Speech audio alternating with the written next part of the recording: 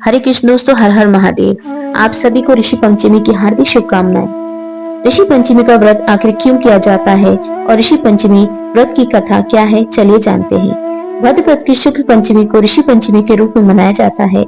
इस दिन ऋषियों की पूजा की जाती है। ऋषि पंचमी के दिन महिलाएं ऋषियों की पूजा कर उनसे धन धान्य, समृद्धि, संतान प्राप्ति तथा सुख शांति की कामना करती है। यह पर्व गणेश चतुर्थी के अगले दिन और हरतालिका तीज के ठीक दूसरे दिन होता है। ब्रह्म पुराण के अनुसार भी ऋषि पंचमी के दिन महिला विधि विधान के साथ सप्त ऋषि के साथ देवी अरुंधति की स्थापना करती है। ऋषि पंचमी पर अपने पितरों के नाम से भी वरदान करके सभी रुके हुए काम पूरे हो जाते हैं। ऐसे 7 ऋषियां वशिष्ठ, कश्यप, अत्रि, जमदग्नि, गौतम, विश्वामित्रा और भरद्वाज जी हैं। चलिए जानते हैं ऋषि पंचमी की व्रत कथा। विदर्भ देश में एक सदाचारी ब्राह्मण रहता था। उसकी पत्नी बड़ी ही पतिव्रता थी। उसका नाम सुशीला था। उस ब्राह्मण के 2 संतान थे, एक पुत्री और दूसरा पुत्र था। पुत्री का विवाह योग होने के कारण उसने एक कुशल वर को ढूंढकर उस कन्या का विवाह कर दिया। देव योग के कुछ दिन बाद ही वह कन्या विधवा हो गई। दुखी ब्राह्मण दाम्पत्य कन्या सहित गंगा घाट पर आकर कुटिया बनाकर रहने लगे। एक दिन ब्राह्मण कन्या सो रही थी और उसके शरीर में पूरे कीड़े भर गए थे। कन्या ने सारी बात अपनी माँ से कह दी और वो परेशान हो गई। आखिर ऐसे कौन से पाप कर्मों की वजह से मेरे शरीर में इतने सारे कीड़े हो गए? कृपा करके आप पिताजी से पूछिए, वो तो बहुत बड़े साधक हैं।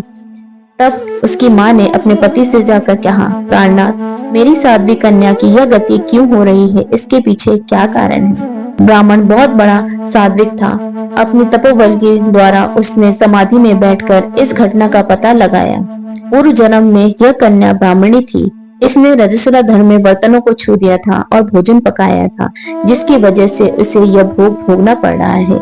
लेकिन इस जन्म में भी यह ऋषि पंचमी का व्रत सबको करते हुए देख रही है, लेकिन इसने व्रत नहीं देखा, इसलिए इसके शरीर में कीड़े पड़ रहे हैं।